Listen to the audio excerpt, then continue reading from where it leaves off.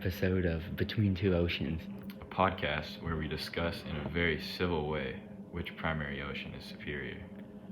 I'm one of your hosts, Noah Wallace, And I'm Daniel. and together we are your hosts. We're your hosts. Yes. On this week's episode of Between Two Oceans, we have a special guest, Joel Garvey, who would like to chime in on the discussion.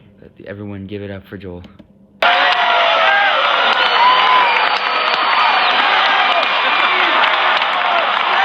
This is pathetic.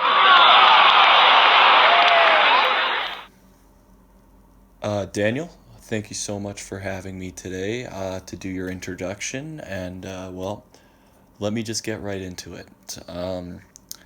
For the sake of protecting identities, I've decided to change all the names of the people involved with this story. Without much further ado, I'll begin. So,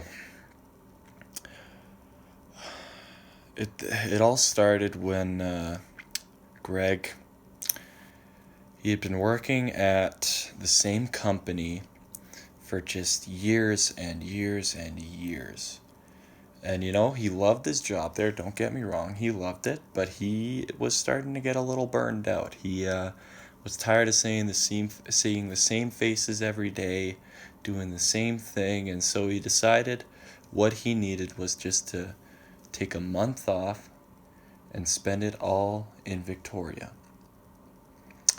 So, he went up to his boss, Johnny, and asked him if it was okay if he took that month off. And he said, absolutely, where are you planning on going? And then Greg replied that he was going to Victoria. And his boss said, that's great, that's awesome. Have fun in Victoria. I hope you find what you need. But whatever you do, don't stay at the Pink Flamingo Hotel. And Greg was like, okay, noted. I'm going to go home and let my wife know. And his wife, Madge, wonderful lady.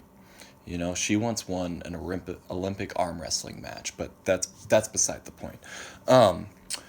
He let her know that he was planning this, and she was 100% behind him. She said that she could tell that he wasn't himself lately, and that I think that a trip away could really get him the perspective that he needed. And she asked where he was going, and he said Victoria for a month. And she said, oh, that's great. Make sure you check out the docks. But whatever you do, don't stay at the Pink Flamingo Hotel. So now he thought that just set off red flags in his head. But, he decided to go to Victoria anyway. And, he got on a plane, flew direct. He didn't fly to Vancouver and take the ferry because that's just a waste of time. And, when he got there, he got a phone call that told him that the Airbnb that he had booked burned to the ground. Gas fire. It was crazy. It was like some action movie type stuff. Like, you wouldn't believe the explosion. But anyways, he was kind of without a place to stay, so he walked around downtown Victoria for a little while just looking for a place, and then he came across it, the Pink Flamingo, and he thought to himself, this place really can't be that bad. And so he walked in, and it wasn't all that bad. It was just a normal hotel, so he said, you know what, I'm going to stay here for my trip. And he did just that. I'm not going to get into the finer details of his trip. I will mention that he wrestled a bear, he started his own shoe line, and he once stole a backpack from a priest. It was the craziest thing. But like I said, I'm not going to get into it. So his month came and went, and then he came back home. So he gets back home, and he tells his wife, honey, I had a great trip, and you won't believe it. The Pink Flamingo, it wasn't bad. I stayed there. She looked at him dead in the face, right in the eyes, and said, I'm leaving you. I'm packing my things. I'll be gone in the morning. And didn't speak to him for the rest of the day. She was just packing all night.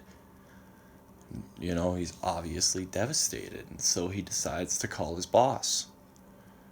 His boss picks up and says, Greg, how was your trip? Like, oh, and Greg says, it was great. I got what I needed, but I told my wife that I stayed at the Pink Flamingo. And she decided to leave me. Like, what's wrong with that place? And before he could even finish his sentence, his boss said, Greg, you're fired. Do not come in tomorrow. I never want to see you at work ever again. And so he had just lost everything. He lost his wife, he lost his job, so he decided to go to a bar and drink his sorrows away. And after about his ninth drink, he called out, "What is wrong with the Pink Flamingo?" And that's when a mysterious man wearing a black Gucci suit came up to him and said, "You talking about the Pink Flamingo?" And he said, "Yeah, what's wrong with it?" And the man handed him a card and said, "Meet me at this address in 3 days' time." So 3 days later, he looked up the address and it was at the docks in Victoria. He met the man there 3 days later. And he saw him, fully clad in his Gucci suit, standing outside of his boat, the SS Coat Hanger. So, he got on the boat, and the two men sailed out to sea. Once they were in a remote location, the man in the Gucci suit turned to Greg and said, "I will now tell you what's wrong with the Pink Flamingo." And then a big wave came, and they both died because they weren't wearing their life jackets, which wouldn't have happened on the Atlantic Ocean because the Pacific Ocean sucks. So, Noah, after hearing this story, can you please explain to me exactly why you like such a garbage ocean in the Pacific? Oh, you mean why do I like the world's largest and deepest ocean so much? I don't think I need to say anything more than that. What does your ocean have going for it? And before you say it, second largest isn't a brag. It's just sad. Nobody ever said bigger was better, especially when you're talking about oceans. Nobody can cross you, man. Nobody wants to cross you. You suck. You're just a terrible ocean. Could you remind me which ocean it was that got Europeans to America? I'll give you a hint. It rhymes with fantastic. Yeah, it also rhymes with frantic. Sure, your ocean got them there, but it obviously doesn't want them to stay. Remind me again, how many hurricanes has your ocean had again? And where have they all hit? They all hit Florida, and that's at least 2 per year, isn't it? Florida's garbage. Nobody cares about Florida, man. Okay, fair point. You got me there, but what about the Bahamas and all those dream vacation areas? What happens when they get devastated every year because of your stupid ocean creating its hurricanes? Then what do you do? Don't act like you're so innocent. Japan gets hit by 1 tsunami every year on average. Just Japan, let alone the rest of the coastal Pacific countries. Why do you think that is? Sure, you can try and blame like science or tectonic plates or whatever, but overall your ocean is the one who decided to sit right where it is. The Pacific is just an old, mean ocean. Nobody likes it. Okay, well, you know what? My ocean has been around for more than 200 million years. It has more than 20 million years of experience over your ocean. You can have all the knowledge you want, but nothing beats my experience. My ocean is way better. There's one thing that does beat experience, though. That's connections. The Atlantic seems to have some pretty good relationships with the world's tectonics. Did you know that every year the Pacific Ocean shrinks in size by a few centimeters? Guess what happens next? My ocean gets bigger. The Atlantic absorbs your ocean's size. You may be bigger and wiser right now, but the Atlantic is inevitable. Well, at least the Pacific doesn't destroy supercontinents for its own personal gain. You want it to be an ocean so bad that you caused the mass extinction for the coolest creatures to ever exist. You killed dinosaurs. You tore apart a supercontinent. If it existed today, imagine how much easier it would be to get around the world. We could ride on dinosaurs. But imagine how irrelevant you would be if I'd never done that. If everyone was still together on one supercontinent, you would be nothing. Nobody would want to fly all the way across the world, around the globe, just to get to the other side of Pangea. So remember that. Without the Atlantic being formed, without me willing myself into existence, The Pacific would just be a vast, salty wasteland, useless to everyone. Imagine how much healthier the life within me would be if it weren't for you willing yourself into existence.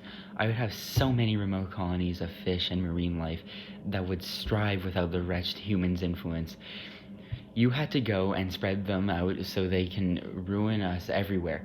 You ruined our existence. It was your time to go. One day all the continents will drift back together, and the Atlantic will be all the water that remains on Earth. Life will prosper again. I'll be healthy. Without the dreaded Pacific Ocean. Okay, I wouldn't say the Pacific is so dreaded. It's got one of the world's best vacation spots right in it. How could you possibly pass up Hawaii? Everyone loves Hawaii. It's the best island of the world's islands. Can't hate the ocean if you love its islands. That's the saying. Everyone says it. Everyone knows that saying. I say it all the time. Everyone also says transatlantic flight, though, because that's where people go, across the Atlantic, to get to Europe, because that's what's cool. It's the gateway between most of the advanced civilizations in the world. Nothing beats that. Okay, you may have a point for Europe, but how do you get your goods in Canada? Most of the things there are probably made in China, if not like Thailand or India. All your clothes, shoes, utensils, you name it. What would you be without China? And you can't have Chinese manufacturing here without the Pacific. How would they get the goods to you? It'd be quite the hassle to go over Asia and Europe. It would not be worth it to not have the entire Pacific. Okay, fine. Good point. You're convenient for the distribution of goods from Asia to America. Big deal, though. Have you ever done something that the world said was impossible? I sunk the unsinkable. You know where the Titanic is? At the bottom of the Atlantic. The bottom of me. I'm stronger than you, younger than you, and soon enough will be bigger than you. Better than the Pacific in every way. You're not bigger yet. I am still superior to you, and you can't deny it. At least I'm likable, though. People don't like you. People on land and in the sea love me. I've got the entire city of Atlantis, a whole underwater civilization. And I've even got a city named after me on land. Atlantic City is an American treasure. Never heard of Pacific City. Sorry, man. Okay, fine. Maybe the Pacific isn't as big of a deal to Western civilization. I think it's more appreciated globally, though. It does cover a vast area of the planet, after all. Well, in the end, no matter what I say about your terrible Pacific Ocean or what you say about my terrific Atlantic Ocean, there's one thing that stays 100% true between the both of us. Let me ask you one thing. What did the ocean say to the beach? I'm not sure. What did it say? Oh, nothing. It just waved. Ha ha ha ha. Thanks for listening. See ya.